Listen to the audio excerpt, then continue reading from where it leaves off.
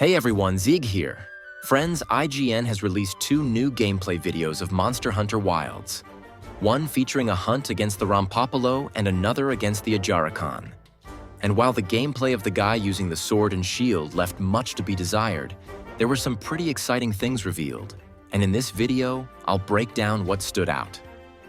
The first important thing to note is that this gameplay isn't from the final version of the game.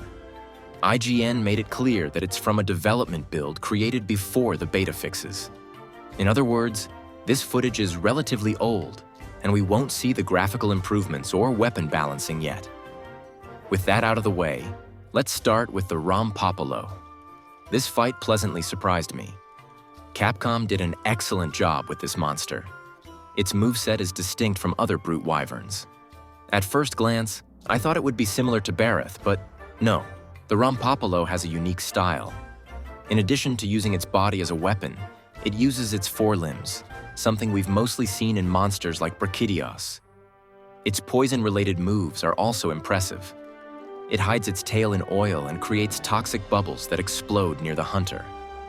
But the highlight of this battle is undoubtedly the turf war between Rompopolo and Ajarakan. It's a unique and well-executed feature that adds an extra layer of excitement. The hunt lasted roughly 9 minutes with a few edits from IGN, but it gave us a good idea of how the fight will work. Now about Ajarakan. This monster proves you can reuse an old skeleton and still create something entirely fresh. As some of you might have noticed, Ajarakan shares the same skeleton as Rajang. However, its movements are very different. One of the coolest details is how it slams its tail against the carapace on its back, possibly as a warning or intimidation tactic. Another fascinating aspect of the fight is how it ignites its hooves with fire to shift from melee combat to broader area of effect attacks. In this state, it also uses its special attack, spinning like Sonic, launching into the air, and then slamming down on the hunter. It's a relatively simple move, but the effects make it look incredibly dynamic. Another interesting moment in the gameplay was IGN's brief slip-up where they accidentally showed the black flame. While we couldn't see the entire monster, it was unmistakably it. They tried to cut it out, but either the editor left it in on purpose or didn't do a great job cleaning it up. Lastly, let's talk about Ajarakan's nest. Folks, take a look at that ground. It's metallic, with columns, and what appears to be an iron structure in ruins. Does this mean Capcom will finally explore the ancient civilization?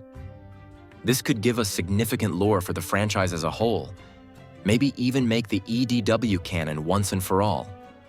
Or, knowing Capcom, it could just be another intriguing detail about the ancient people that's never explained, as they've done in almost every game in the series.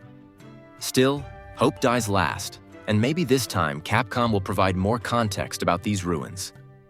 Either way, these 2 gameplay videos are a great way to feed our curiosity about the game and fuel our hype. What about you? What did you think of the fights? Does the IGN player do justice to sword and shield users? Share your thoughts in the comments.